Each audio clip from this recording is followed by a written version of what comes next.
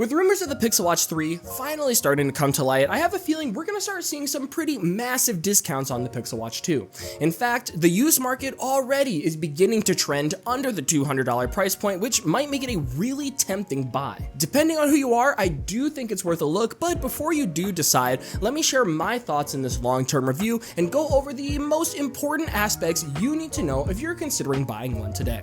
And starting right off, let's talk about the durability and build, which is certainly a top concern for many potential buyers. To give you context, I think I put a lot of pressure on this watch over the past 8 months with daily workouts consisting of cycling, weights, long walks, sleep tracking, and regular water exposure to wash off all the oils and dead skin that come with it. Considering my active lifestyle, I'd say the Pixel Watch 2 holds up quite well. The cover glass is made out of Gorilla Glass 5, just like the first gen Pixel Watch, and even though Google says it's more durable, we can really only tell during real-world usage. In my experience, I'd say both generations have similar scratch resistance. During my 8 months of use, I've only accumulated one tiny scratch, which is trending very similarly to my time with the Pixel Watch 1. Like most smartwatch owners, I've had my fair share of accidents, don't get me wrong, where I've bumped it against door frames, it's had contact with coins, keys, and other metallic objects, I've dropped it from a short distance onto tile, plus much more, and so far, I think it looks great. We even tapped into the thoughts of our 9 to 5 Google readers, where they have a mostly similar experience. Some have reported the same situation as me, seeing very minor scratches,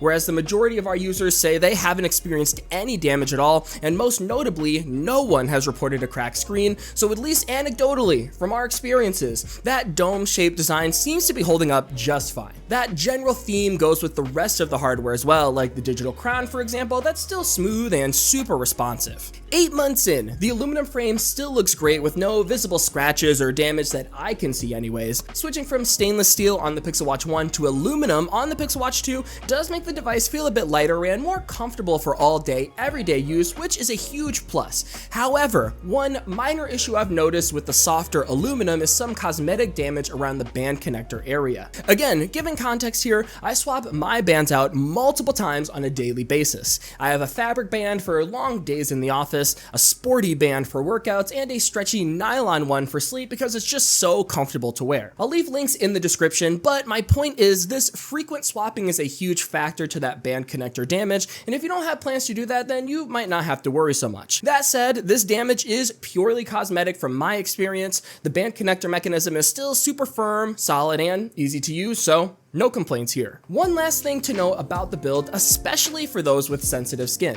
Me personally, I've experienced breakouts from the new metal charging pins on the back. Over the past few months, I've seen a small segment of users also comment about it, most likely due to being allergic to the kind of metal being used. Because of that, I have to swap wrists every few days and sometimes take a full-on break from using the watch to avoid extra irritation. If you have similar concerns, the Pixel Watch 1 does not use this charging mechanism and instead has a plastic back for wireless charging, so you might prefer last year's version instead. Not to mention, some people simply like wireless charging more and want that option more than the metal pin connectors. It's not a huge deal, don't get me wrong, but I did want to mention it. Let's talk software updates because that's another area where you need to be caught up to speed, although I do have to say, Google hasn't added any huge sweeping changes here, but we did get a small handful of quality of life fixes. The June 2024 feature drop brought us car crash detection, where your watch will detect if you've been in a severe car accident and will automatically call emergency services if you're unable to respond, which hopefully you never have to use. We also have improved on-body detection for users with tattoos on their wrists, which was a big pain point. There's now support for PayPal payments in Google Wallet and a new Google Home Favorites complication for quick access to smart home controls. In April, the Pixel Watch 1 and 2 got a new vibration watch feature where you can tell the time by subtle vibrations on your wrist as opposed to actually having to look at the watch, which is interesting. There were also some general Wear OS updates as well. In March, Google Maps for Wear OS got an update for public transit directions. In February, we got the ability to switch between camera modes for the Pixel Camera app in Wear OS. In January, Google Wallet for Wear OS got an update to show airline boarding passes. December, we got an update for Google Wallet in Wear OS to show loyalty cards, and other than that, we have a ton of security updates. Really, there wasn't anything groundbreaking, but a lot of stuff here to talk about. Quite frankly, Frankly, I still think Wear OS requires a few things to make it a complete wearable operating system, but for the most part, it's pretty serviceable. Now, with all that out of the way, let's talk battery life, and honestly, I find myself a bit conflicted here. When I first reviewed the Pixel Watch 2, it could easily last the whole day with calls, notifications, an hour-ish long workout, sleep tracking, and still had at least 10 to 15% the next morning with always-on display enabled.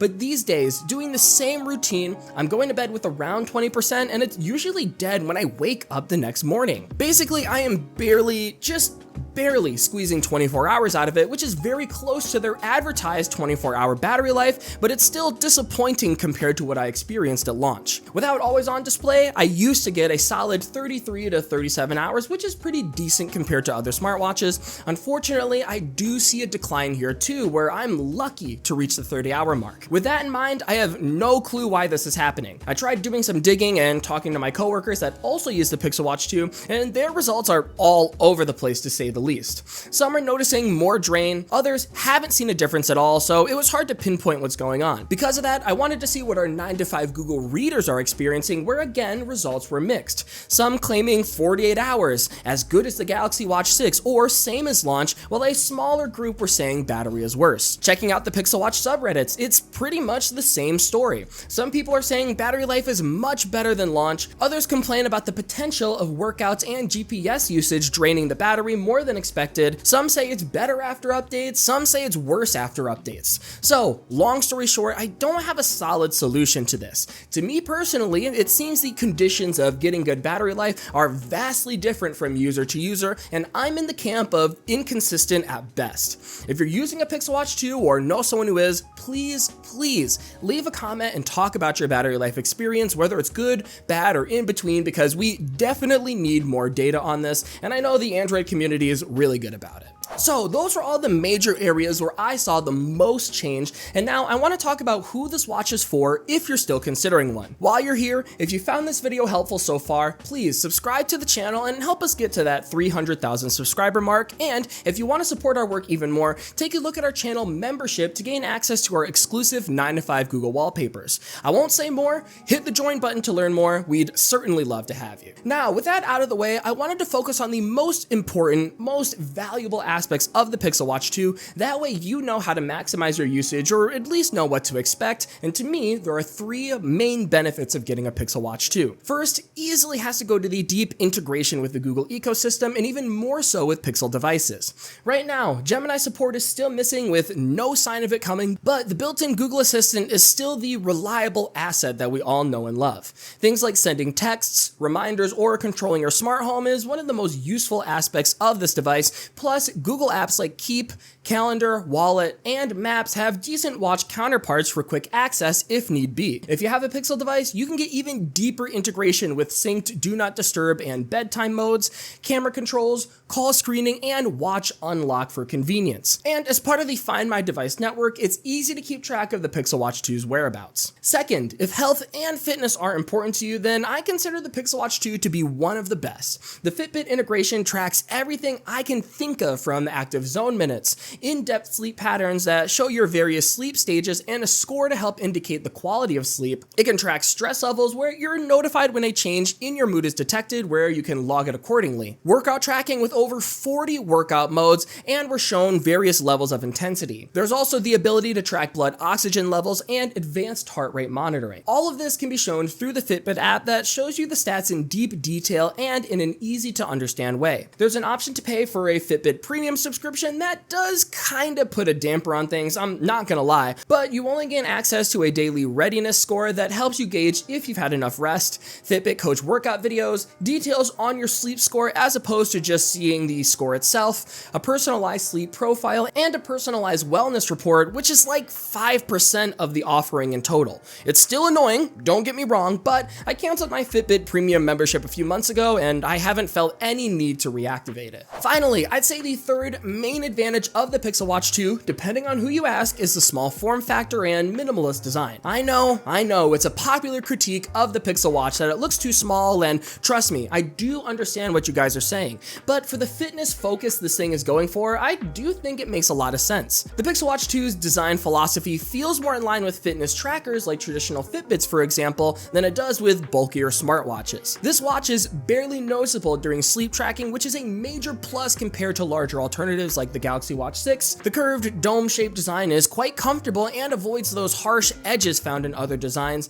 and in total, this shape complements fitness activities, while the minimalist design can seamlessly fit in almost anywhere from formal events to gym workouts to the education setting to the workplace. If you're looking for a larger size, the Pixel Watch 3 will apparently offer a 45mm variant that should be great for those thinking the Pixel Watch 2 is so small, but for the fitness side of me, I think the smaller option is better. At the end of the day, the Pixel Watch 2 is a decent smartwatch with many features, and with the prices starting to drop, it's certainly a tempting purchase. For me personally, I think I'm gonna stick with my Fitbit Charge 6 for the rest of the year.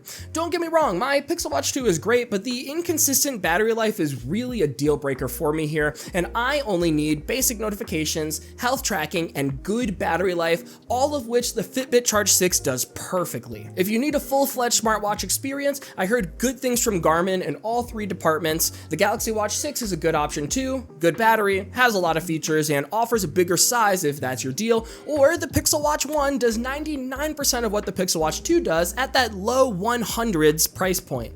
Ultimately, the choice is yours, but I hope this video at least helped point you in the right direction. Leave a comment and let me know your thoughts. Will you be getting a Pixel Watch 2? Are you looking at competitors, or will you be waiting for the Pixel Watch 3?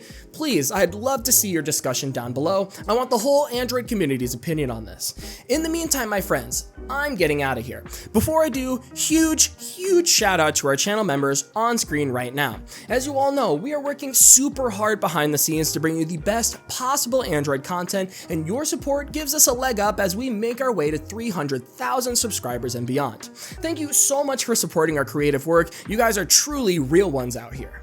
With that said, this has been Jordan Floyd with 9to5 Google. Thank you all for watching, and I will see you in the next one.